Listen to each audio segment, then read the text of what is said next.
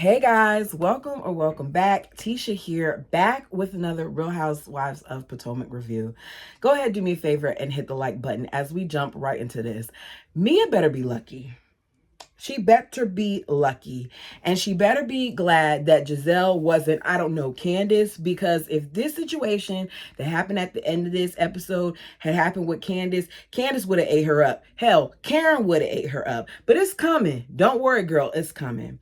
I think that Mia really thought that she was going to be the girl this season, and she's not. I think that she was counting on us as viewers disliking Giselle so much because of what happened in previous episodes that for whatever reason she thought that we were going to side with her in this situation. But newsflash, Mia, we don't like neither one of y'all. We don't like neither one of you. And one thing that we, the viewers and your castmates, don't play about is the kids. I can't fathom this, but for whatever reason, the narrative has changed, and I am finding myself rooting for Giselle. I don't like it because it's making me question myself. Like, girl, why are you rooting for Giselle? But I also have to remind myself that even though I'm rooting for Giselle in this particular situation, I still don't like Giselle. Because I have not forgotten the things that Giselle has done. I have not forgotten the rumors and the narratives that she helped assist in creating for certain people that are on this show. And I had not forgotten how if the roles were reversed and Wendy had pulled this stunt that Mia just pulled, that would have been a completely different reaction, because you got upset with Wendy just for looking at your daughter a certain way. Yet this girl is sitting here talking about your daughters, and you somehow find it in yourself to remain composed. So let's start. The episode resumes at Wendy's party. I don't understand what's up with all these shows on Bravo and on OWN with them having a to be continued thing. It's so aggravating because we come back and you're acting like you're going to drop a gem when it's real basic. It's very lackluster when you do it. So Giselle, did the whole thing with asking, Mia about how she went from crying basically about the stuff going on to posting pictures where she's butting it up with both Gordon and Ink the next day. Mia said, what's the problem with my children's fathers getting along? Continuing this bogus narrative that Ink may possibly be one of her kids' fathers. But then we come back from the cliffhanger that they left us on, just for her to quickly say that she's been married before and she meant like the father of her oldest son. But there was no reason to refer to the oldest son because he wasn't in the picture. Like that wasn't a part of the pictures. So I'm like, Mia, girl, please, here you are playing again. That's not what you meant. You weren't talking about your oldest. You wanted to continue the narrative. So Karen wasn't there for the GNA event, and she's confused as to why Mia's being confronted by all these people because she doesn't see what the big deal is about a picture. And they're like, because 24 hours ago, she was telling us something else. Jacqueline then jumps to Mia's defense. Let me say it again. She jumps to Mia's defense and says that she's witnessed things with Gordon. She's seen his moves, how 1 minute he's okay, and then the next minute he's upset. And she has seen him, be okay, and then say like 20 minutes later, I don't want Ink here, even though before he was okay. Jazzy says, if that's the case, I believe it was Jazzy, why make it seem like he's in a good space if he's not? And exactly. And my question is, what happens to make Gordon switch like that? Y'all keep trying to make it seem like it's because of his mental illness when I feel like it's more to it, because Frick and Frack are leaving things out. I'm not buying what it is that they're trying to sell. So Mia tells us that she finds it interesting that out of all times to talk about this, that Giselle is choosing a birthday celebration to talk about that she doesn't understand why Giselle is so focused about what she has going on and she doesn't like it. Mia, You're talking about what you don't like. Let's talk about how we don't like that you're using your kid's paternity as a storyline. We don't like how every other word out of your mouth is a lie. But Mia can't handle it when people call her out on her crap. And the cast, multiple members are seeing it. And I think it's different because it's Giselle. And we know that Mia was very much so up Giselle's butt in previous seasons. So now she probably feels away because, wait, Giselle, I teamed up with you on several occasions and here you are now and you're bringing people against me. But Giselle is for herself, and Giselle has to make sure that she secures her position because Giselle doesn't really have much going on either. None of y'all really do. So Wendy changes the subject and announces that she's getting a citation from the governor. At first I was like, a citation? What? But she kept saying it, and then Eddie came and said it later too. So I'm like, okay, she's not making this up. Like, this is a real thing. So what it is the governor is giving her citation. When I looked it up, it says it's basically a proclamation, citation, or certificate. So those three things are the same thing in this instance. It's issued by the mayor, in this case, the governor, to honor, celebrate, bring awareness to noteworthy events, organizations, and individuals because of major milestones that they've done. So basically, this is a document that's honoring her for the things that she's done within the community. So the ladies follow her to see her receive the honor.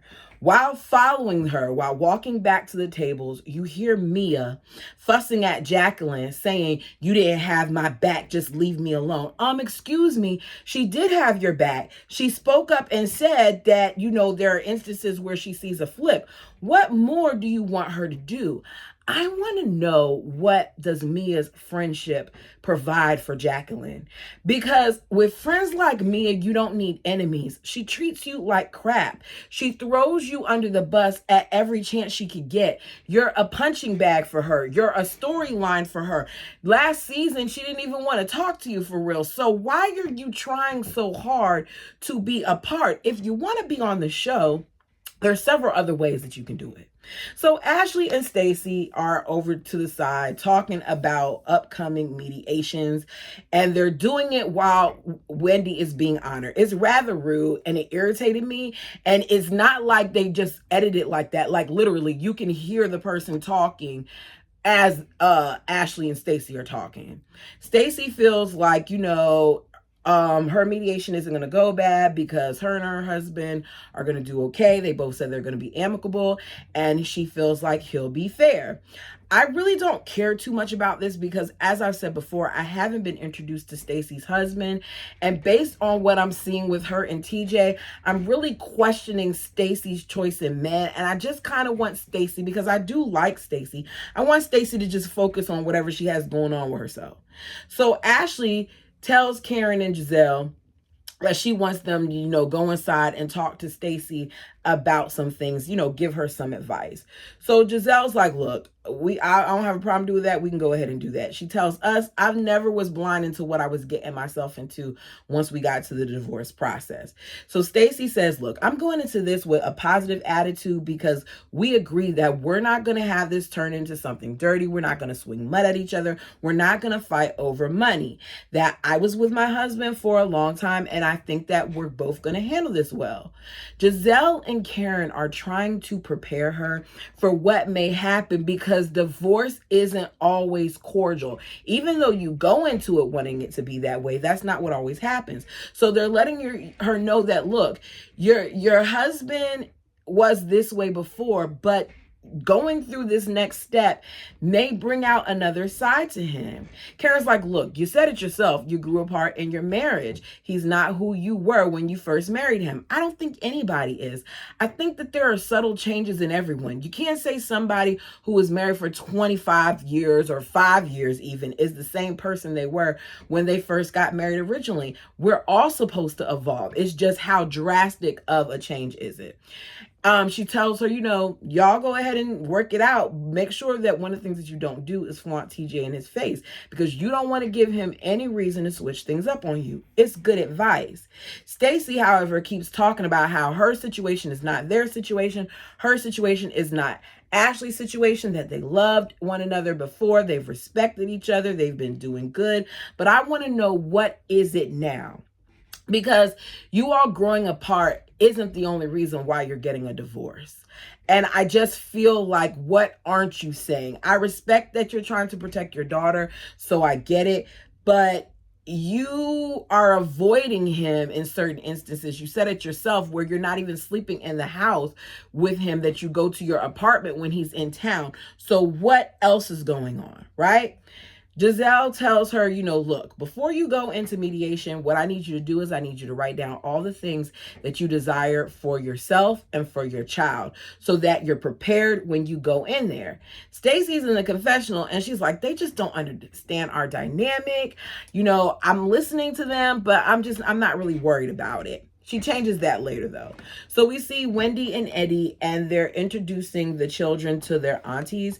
And I'm sitting here and I just can't believe that they've never met them.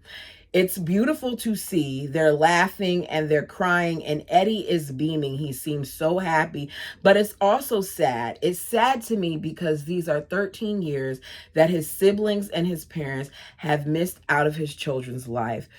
There was no communication, which to me shows that this is a much bigger issue than what they're saying. I hope that this is the beginning of something more, and I hope that Wendy's mother stays out of it, because she has this way of causing unnecessary drama and confusion, and we've already heard her say several things around the children that should not be said about the other family. And I hope that Wendy has a discussion at some point, she doesn't have to do it on camera, with her mother about her words, because her mother does too much. On to another mother and daughter dynamic. So it's another day and Giselle is hanging out with her daughter Grace. They go to grab some ice cream. Despite the ups and downs, we find out that Grace has completed her first year of college at FAMU, and it's made them closer. We find out that Grace says it's routine to her now to call her mom every morning. My mother would have loved that. I definitely wasn't doing that. It was to the point with me that my mother would call the room phone because we had a landline, or she would text or call my roommate to say, like, tell Tisha to call me, because I really was, just enjoying life. So Janelle asks, what Grace thinks about her sisters going to college, especially because they're going to be going to different schools. I think that is awesome. My friend has a set of twins, and for their entire life, they've been together. They even were in the same room for a good portion of it. At some point, they got their own rooms. Then they go to college, and they are in each other's room for that too, right? So for the first time this summer, they separated. And one stayed local, and the other went across the country to go do an internship. And that was their first time being apart. And the changes that I witnessed in the one that stayed around, you noticed a remarkable difference in him. He was, talking to different people. He was being more social. Like his safety net was gone, but it required him to make some changes. And I think it's healthy. I think independence is a good thing. And I think it's going to be good for the twins. They're both going to HBCUs, which means all three of Giselle's girls are at HBCU. Grace thinks that out of the twins, that Adore is going to have the roughest time without her sister Angel, and that she'll probably be calling within the second week of being there, because she heavily relies on her. They talk about how much the girls being home helped Giselle when Giselle's father passed. She says that, after she got the call, she was so distraught about the situation that she couldn't even start the process of getting her ticket.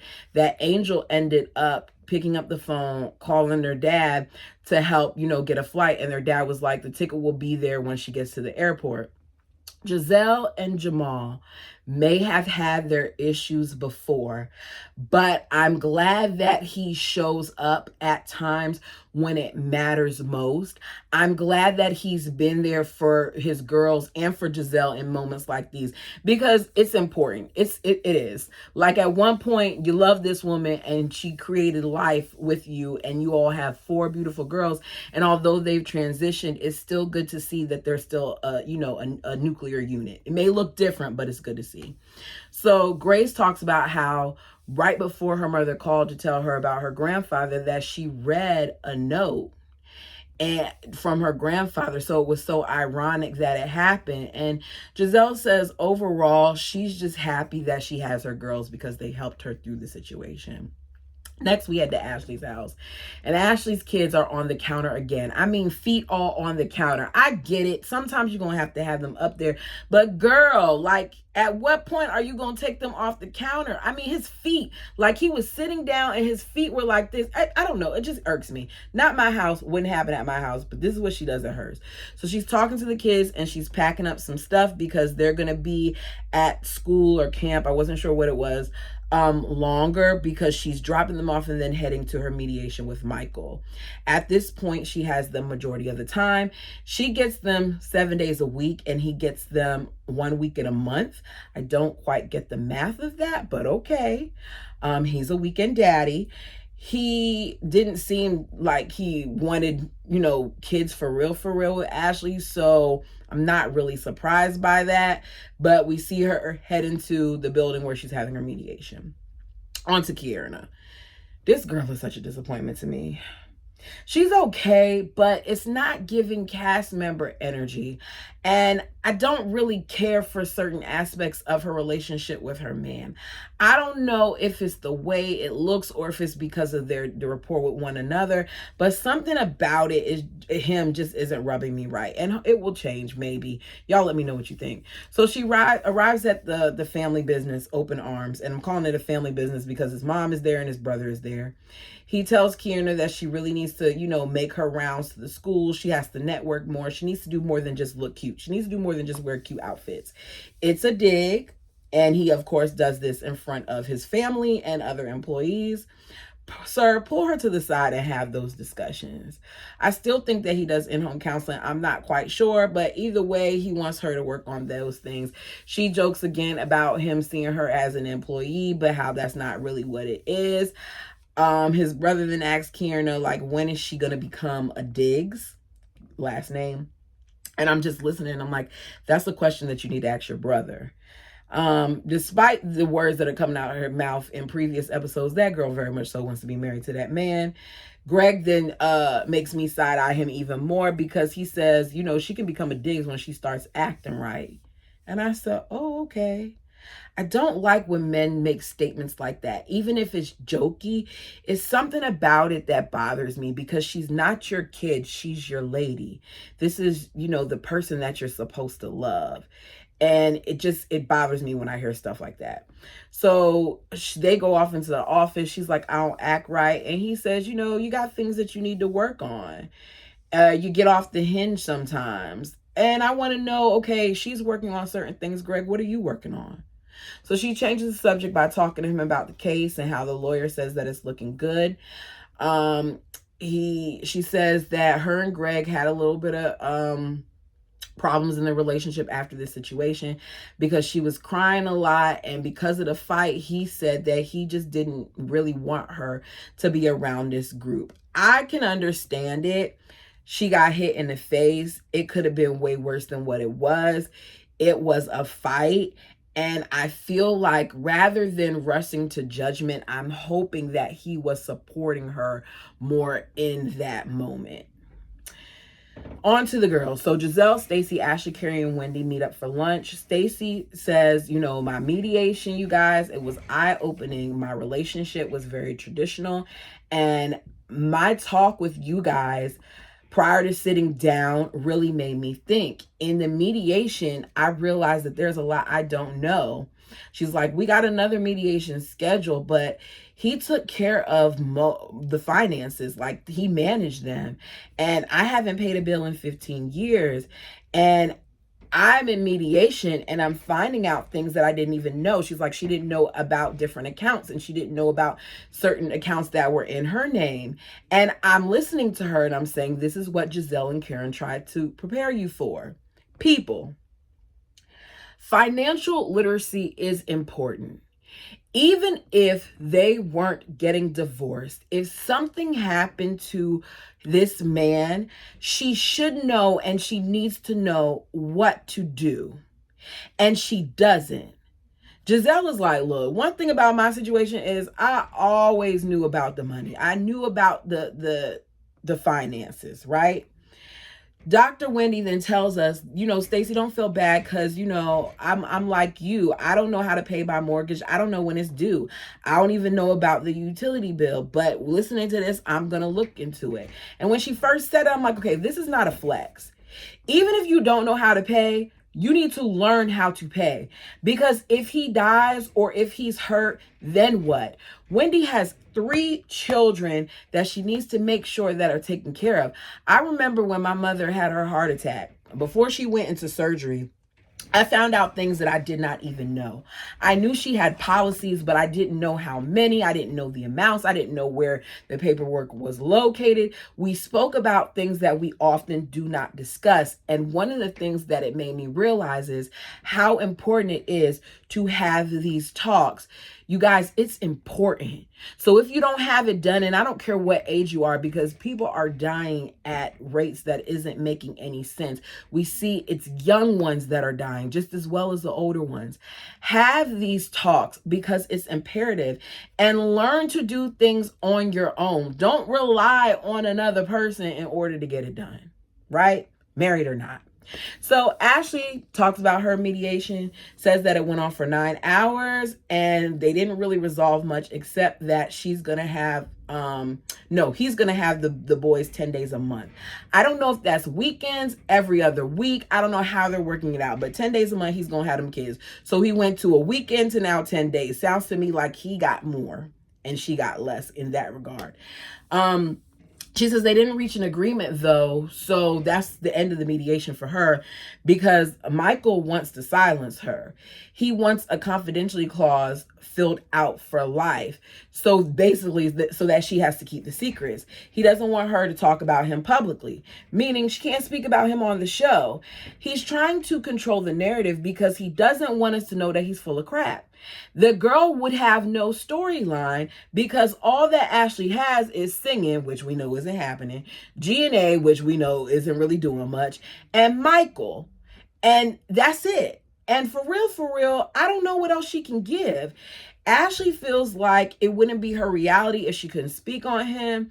Karen feels like, you know what, Ashley, good thing that he said that because he wants to silence you. And as far as I'm concerned, that's just a good way to get some good alimony from it.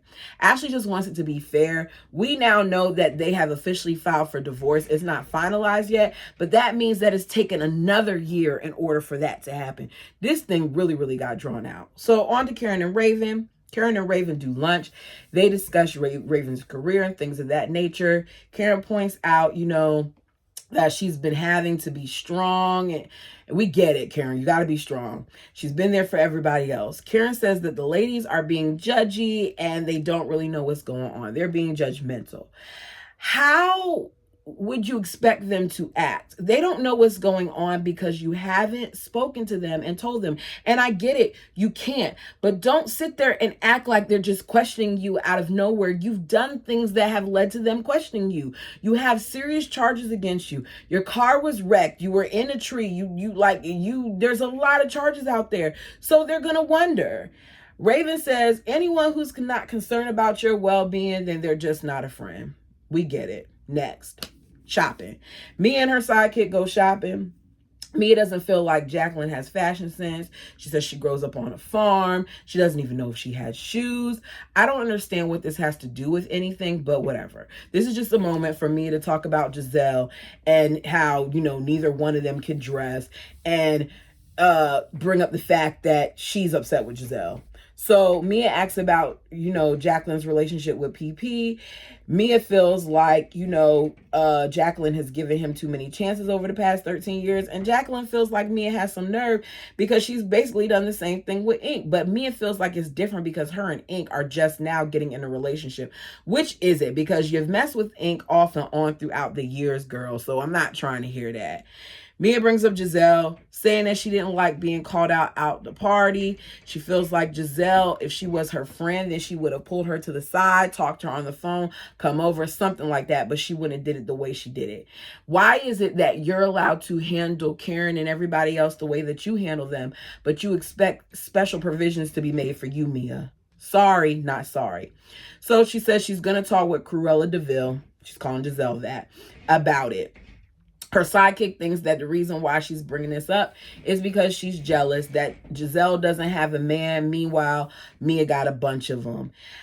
Find a new read, because it's not about that. We get to Ashley. Ashley is raising money for an organization called New Hope. They support the homeless community. So she's going to be scaling the side of a building. Each participant's goal is to bring in $1,000 to participate. So she invites all the ladies. Most of them come and their kids are there. It's nice to see. Mia arrives with her draining energy and she hugs everybody, but she doesn't hug Giselle. And she says she's not speaking to her. They'll have words later. So Giselle's like, I don't know if she's saying this because of Gordon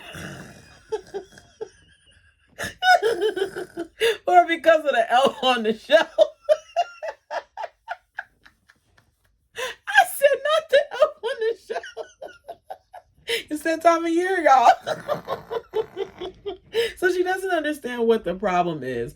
But she thinks if you want to go there, then we can. So despite being nervous, we see Ashley scale the wall. The ladies cheer her on from down below. I personally couldn't do it, but she does it. Mia shades Giselle about her outfit, and Giselle's like, I wore this, to make sure Ashley could see me. And Mia feels like she doesn't like that Giselle shared sensitive information, and we get a flashback of it. And she says, like, Giselle's talking about things that I got going on. And Giselle, you always try to present your children as being perfect on social media when that's not the case. Giselle's like, no. I don't try to present my kids like anything, and they aren't perfect. Mia then proves why some of us aren't feeling her. And she says, your daughters aren't perfect. They were sneaking boys in the house while we were on vacation in the DR. And Giselle, you didn't want me to bring that to the group. So when she said it, I'm confused because I don't get the point in her doing it. So Giselle says, no, I didn't say they were sneaking them in. I said I saw a boy on the ring cam. And she tells us, what you won't do is talk about my kids. Karen says the stress of me and running a pimp village has gone to her head. Kids are off limits, and they are. Giselle says what my kids post on their pages is on them. What I choose to post on my page about my kids is on me. I'm not about to sit here and put my kids' business out on my page. I agree. Mia says, I'm going through a whole bunch, and, every morning I wake up and I have to deal with Gordon's mental, issues, and Giselle isn't living her authentic life. Giselle says, I hear what she's saying. I'm listening to what she's saying. I'm taking it in, and at some point I will react. And that's good. That's good. And that's the end of it. I feel like what Mia is missing here is, unlike Mia, Giselle is protecting her kids. So even if they have done things wrong, she's being the parent that is not going to sit here and blast them on social media. She is doing what parents do. I got less than 2,000 subscribers, and I had to talk very early on with my son about what my channel is going to look like. And I asked him if he would ever make an appearance, and he's like, Ma, I would prefer not to. Maybe I will one day to celebrate, one of your milestones, but I don't really want to. Guess what? I'm his mom. I'm going to respect him, and I'm going to protect him. So if he doesn't want YouTube to know who he is or to come on video, then that's fine. I can't get mad at that. And that's where Giselle's stance is. But Mia doesn't get it, because Mia is willing to exploit her children by any means possible and their father in order to get what she wants, which is to be on TV. But y'all let me know what you thought about this episode. I'm surprised I was here as long as I was, because it really wasn't giving much, but I talk a lot. So I'll see you for the next one, which will be Married to Medicine.